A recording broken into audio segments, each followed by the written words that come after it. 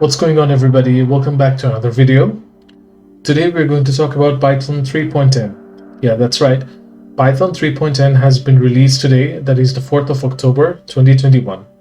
So we're going to talk about some of the new features and we're going to show you everything. So let's just get started. So today we're going to talk about four things, namely structural pattern matching. We're going to talk about parenthesized context manager. We'll talk about strict argument for zip. And we'll also talk about some improved error messages. So let's get started with structural pattern matching. So if you know switch case statements in other programming languages, it's something like that.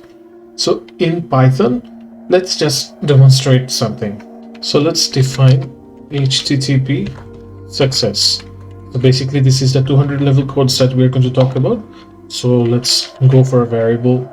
Let's name it status. And inside that, we're going to use this match argument. And here, like this, now we're going to talk about the cases. So the first case is like 200, which will print it's okay. Then the second case will be 201, which will print created. Let's have a case 202. This will print accepted. Alright. And in case of the default, it goes like with an underscore. And in this case, let's just go with default, or maybe whatever you want to write. Let's say that in default cases, there will be an error code. Or error status code. Okay, so that's something. If you can see that this match argument is written and it looks a lot like the switch case statements. So with that, now let's just call this function, or let's take input values. So let's go for code is an integer input that we're going to provide. And let's just call this HTTP success and pass this code. So let's save it and let's open up a terminal and run this script. Okay, so it's asking for a code. Let's go with 201. Okay, it says created. Okay, if we run this again and let's go with 203, which is not provided, so this will go to the default case. And it says error status code. So basically it works as a switch case. So the thing is, we can match just not only like a single values, we can match tuples, we can match objects. Like for example, if you have if you have two coordinates of a point, or maybe three coordinates of a point, and if you want to verify, or you have different cases of the coordinates which are referring to one single or multiple points and stuff. So you can also do that with this structural pattern matching. All right, so I'm just going to make it a little bit short and clear this.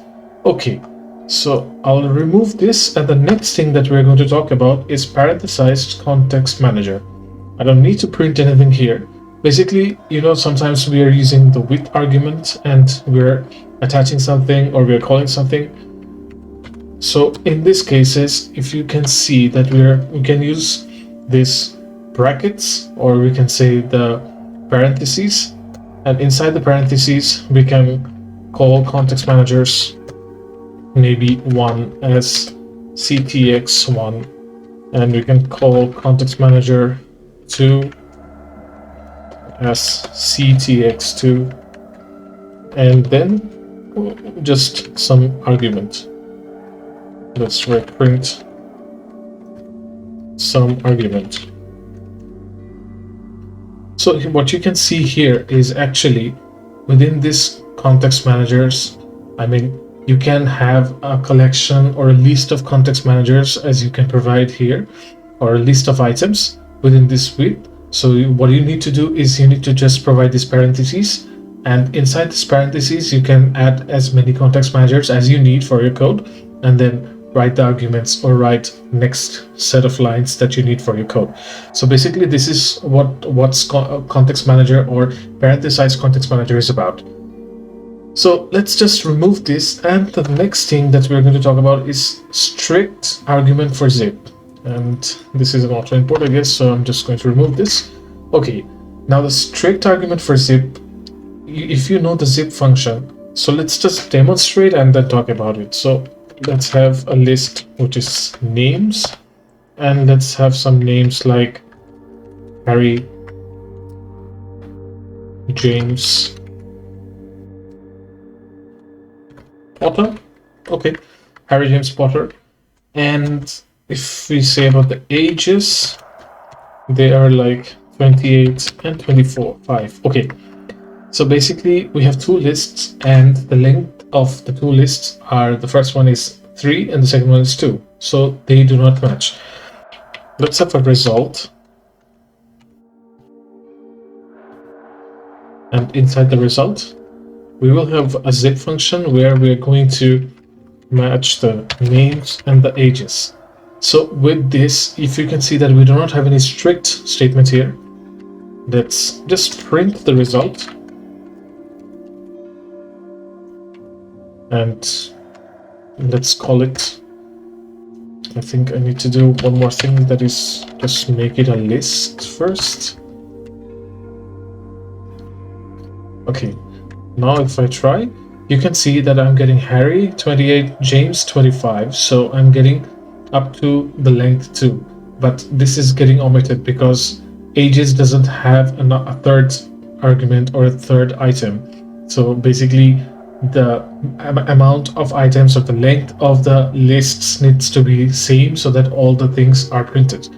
But if I go for a strict equals true, now you are going to see an error. So if I clear this first and then if I run it, you can see that I'm getting an error. And the error says zip argument 2 is shorter than the argument 1. So strict argument is a new thing for the zip functions. If you can see that if I provide a strict equals true, it says the argument 2 is shorter than the argument 1 because the length of the list for the argument 1 is 3, and this is not 3, this is less than 3, or it's not equal to 3. That means it's different. Maybe if I try with something like 25, then go with 29 and have 30. So now still the lengths do not match, but the length of ages is more. So if I try again, same thing is there. Argument 2 is longer than the argument 1. But if we have a match, if you see, let me just remove this 30, save it, and let's just run it again. You can see that we are getting the results. We are getting the matches. Harry is 28, James 25, and Potter 29. There are 3 items, or the lengths of the lists are 3 for both the cases. So we are getting a match for both the cases. All right, so this is strict argument for the zip function. And finally, let's talk about errors. Suppose I'm going very basic. Let's go with a print and let's write hello world. What I'm going to do is I'm going to remove the second or the closing bracket and save. If I clear this and then try to run it, you can see the syntax error says the bracket was never closed. In the previous versions of the Python, you would have seen invalid syntax, but what syntax was it, or what was the error, that is not shown. In another case, if I say, suppose I'm going to define a function, so define func, and I'm going to pass a, so this is some argument like a equals something 3 or something. And the thing is, if I do not put any sort of indentation like this and save it, and I am going to just call the func 3 like this. If I run this, but clear it first, run it, you can see indentation error, expected an indented block after the function definition on line 1. So this is the function definition on line 1, and an indentation is expected after this. So if I just give an indentation here and save it, then I run it, of course nothing will happen. But if I just print a, now I think something will happen. So okay, 3 is printed. So basically that's the thing we wanted to show, and this is like, if you can see that the error messages are so different from before. The messages that we used to get in the previous versions were not as detailed as we are getting now. This is something that will be more useful for the developers so that they can specifically identify or understand what sort of error or where is the error or something like that. So well, these are some of the features that I talked about, but there are some more.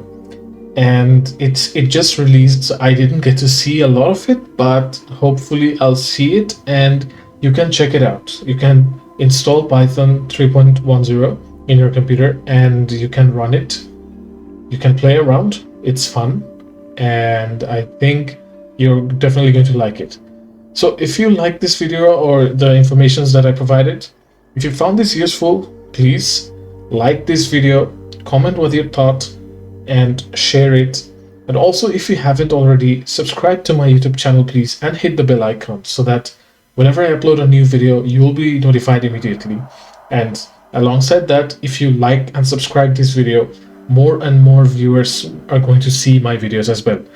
So with that said, I'm going to leave now and I'm going to see you in the next video. Till then, goodbye.